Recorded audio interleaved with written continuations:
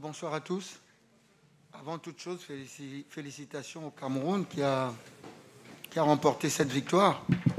Ce qui n'a pas été, disons que globalement, c'était plutôt un match équilibré. On a eu 2 erreurs individuelles qui nous ont un peu pénalisés puisque le Cameroun n'a pas plus d'occasions que ça. Mais ils ont été très réalistes sur ces 2 occasions-là et c'est ça qui a fait la différence. Coach Ntongu. Oui, je voudrais dire merci à Florent parce que ça a été une très belle rencontre. Vous savez, la RDC joue très bien au football. Donc il a fallu qu'on trouve des possibilités de contrer cette équipe qui joue très bien, qui a des joueurs expérimentés. Et je pense qu'avec beaucoup d'insistance, on est parvenu quand même à les empêcher de pouvoir arriver dans nos buts. Mais en somme, je crois que ça a été un très grand match. Je félicite l'équipe de la RDC.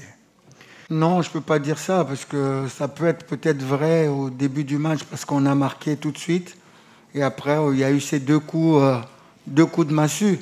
Mais si vous regardez bien la deuxième mi-temps, je crois qu'on a été plutôt dominateur en deuxième mi-temps. Je crois qu'on n'a pas baissé les bras, on n'a pas baissé les yeux, on a joué jusqu'au bout. Voilà, sur ce côté-là, je crois qu'on était plutôt à égalité. Et il y a ces 2 coups du sort qui ont beaucoup pesé dans la balance. Beaucoup de choses qui nous sont arrivées au cours de cette compétition qui vont faire qu'on va forcément changer notre façon de voir, parce que on a quand même été fort diminué avec cette Covid. On n'a pas pu travailler correctement. Donc, il faudra penser à ça.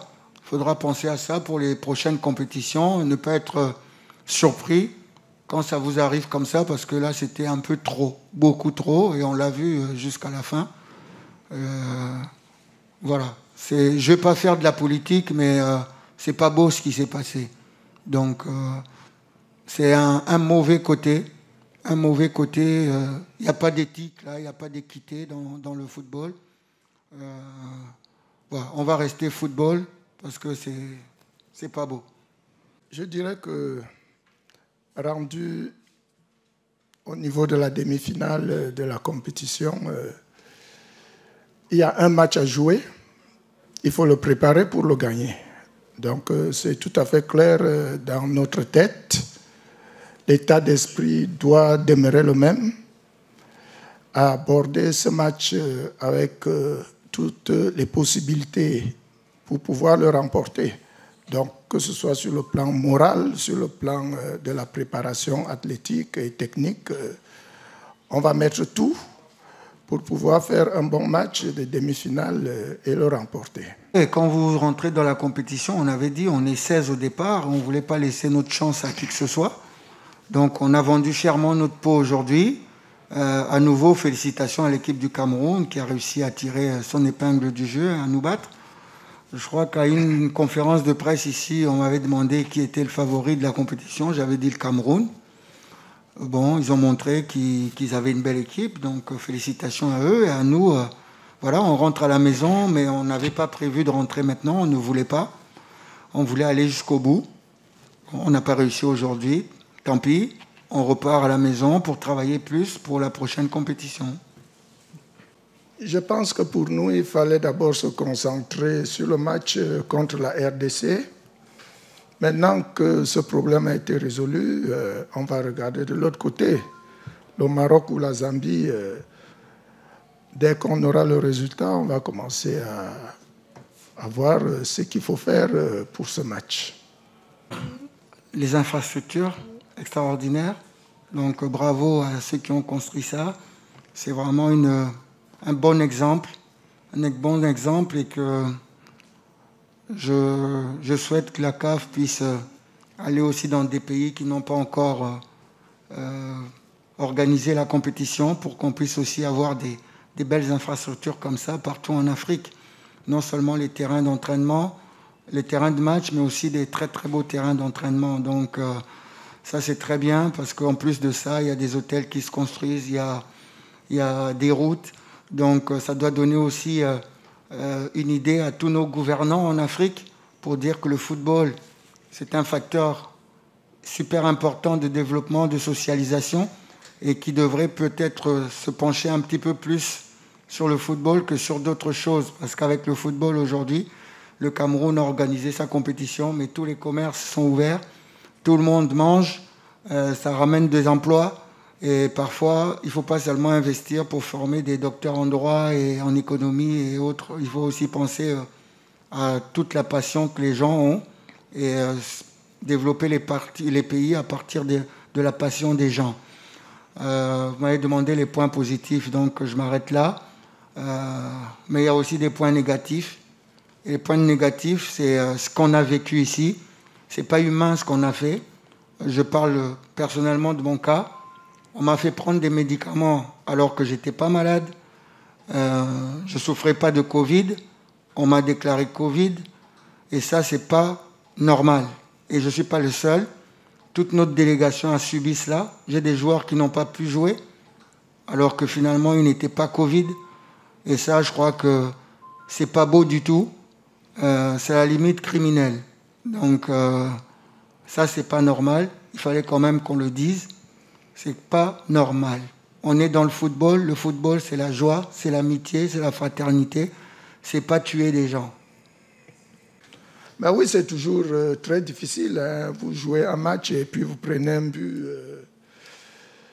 Il faut remonter le but, il faut remobiliser les joueurs, il faut que moralement les joueurs soient forts pour revenir dans le match.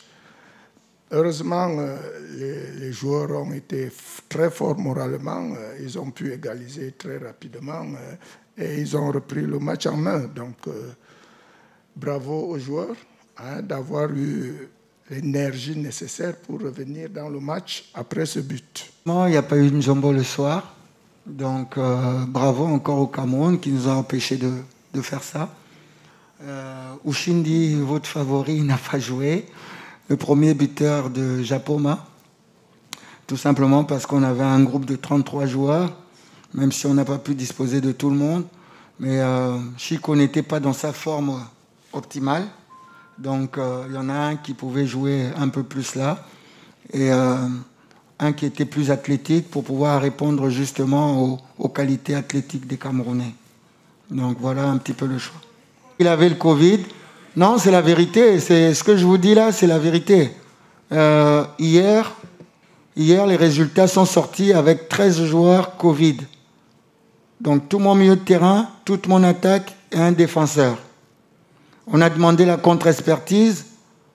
Ils sont venus nous prélever à 23h30.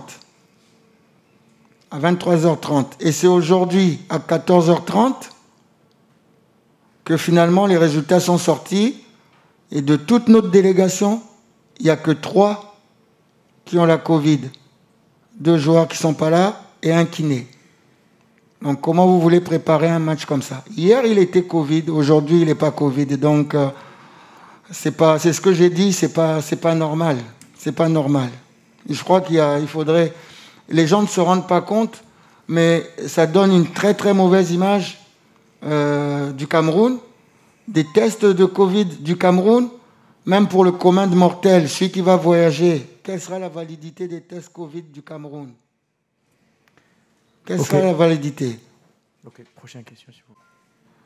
À quel moment on a fait une réclamation, vous pourrez voir, hein, c'est pour ça qu'il y a eu une contre-expertise. Le fait qu'il y ait une contre-expertise, ça veut bien dire qu'il y avait un problème. Nos résultats sont partis dans un labo, on les a emmenés dans un labo non agréé par la CAF. Moi, j'accuse, je n'ai pas le Cameroun, je vous dis ce qui s'est passé. Vous voulez entendre ce qui s'est passé? Voilà ce qui s'est passé. Donc, les tests ont été faits, on les a amenés dans un labo, et manifestement, les résultats étaient boutiqués, puisque la contre-expertise faite par la CAF a montré autre chose. Donc, voilà, les faits sont là. Ok, on passe à une dernière question. Et entre-temps, depuis le début, nous ne sommes pas Covid, mais on nous a fait prendre des médicaments. Donc, quelque part, il y a un dysfonctionnement et il faudra peut-être regardez, parce que ça ternit complètement l'image du Cameroun. Merci. Merci pour votre présence.